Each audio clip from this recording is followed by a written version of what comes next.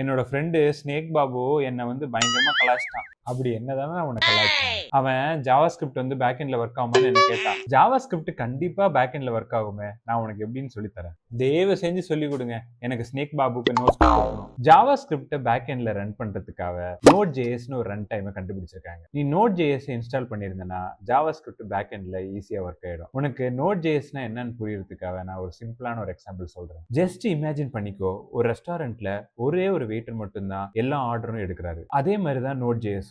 அது வந்து ஒரு சிங்கிள் த்ரெட்டட் ப்ராசஸ். வெயிட்டர் வந்துட்டு வெயிட்டே பண்ண மாட்டாரு. அவரு ஆர்டர் கிச்சன் கமிச்சிட்டு நெக்ஸ்ட் டேபிள் சேவ் பண்ண போயிடுவாரு. இதே மாதிரி தான் நோட் ஜேஎஸ் வர ரிக்வெஸ்ட்டை அது டேட்டா பேஸ்க்கு ஒர்க்கை டெலிகேட் பண்ணிட்டு அது வெயிட் பண்ணும். ஒன்ஸ் கிச்சன்ல ஃபுட் ரெடி ஆயிடுச்சுன்னா வெயிட் அந்த ஃபுட் எடுத்துட்டு வந்து கஸ்டமருக்கு சர்வ் பண்ணிடுவாரு. இதே மாதிரி தான் டேட்டா பேஸ் ரிசல்ட் அமுச்சு விட்டுச்சுன்னா நோட் ஜேஎஸ் அது வந்து கிளைண்ட்டுக்கு ரெஸ்பான்ஸ் அமுச்சு விட்டுரும். எப்படி ஒரு வெயிட்டரால அவ்வளோ கஸ்டமர்ஸை மேனேஜ் பண்ண முடியுமோ அதே மாதிரி தான் நோட் ஜேஎஸ் நிறைய தௌசண்ட்ஸ் ஆஃப் ரிக்வெஸ்ட்டை மேனேஜ் பண்ண முடியும்.